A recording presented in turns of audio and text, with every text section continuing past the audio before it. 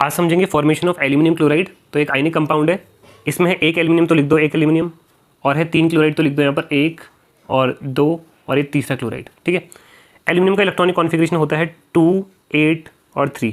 अगर आपको ये सीखना है तो आपको इलेक्ट्रॉनिक कॉन्फिगरेशन निकालना आना चाहिए। 2, 8, 3 हो गया। और क्लोराइड का यहाँ पर होता है 2, 8, 7। सिमिलरली इन दोनों का भी हो जाएगा 2, 8, 7। इसका भी देखो यहाँ पर 2, 8 और तीसरे शेल में होंगे यहाँ पर 7 इलेक्ट्रॉन। तो अपना 8 पूरा करना है ना, तो उसको 3 इलेक्ट्रॉन देने पड़ेंगे। अगर 3 दे देगा देखो तो कितने हो गए आउटरमोस्ट शेल में 8। और ये जो 3 है देखो, तीनों के आउटरमोस्ट शेल में 7, 7 है। यानी कि अगर एक एक इलेक्ट्रॉन मिल जाए तो इनका भी देखो 7 से क्या हो जाएगा, तीनों का 8। और हर तुम आपको पता होगा कि कंपाउंड बनाते क्यों एलिमेंट, सारे एलिमेंट का पर्पज है आउटरमोस्ट शेल में 8 इलेक्ट्रॉन पूरे करना। तो ये 3 देना चाहेगा अपने 8 पूरा करने के लिए, तो उसके पास है देखो 1, 2 और 3 इलेक्ट्रॉन। तो ये 1 इलेक्ट्रॉन दे देगा इस क्लोरीन को, 1 दे देगा इसको और 1 दे देगा इसको। ठीक है, तो पहला स्टेप ये हो जाएगा ट्रांसफर ऑफ इलेक्ट्रॉन।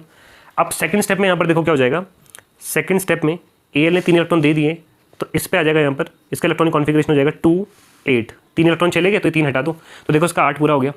और जो तीनों क्लोराइड है ना, इन तीनों का क्या हो जाएगा, ये क्लोराइड था, इसका हो जाएगा 2, 8 और 7 इलेक्ट्रॉन थे, एक और आ गया तो कितना हो जाएगा 8। तो देखो उसका भी 8 पूरा हो गया।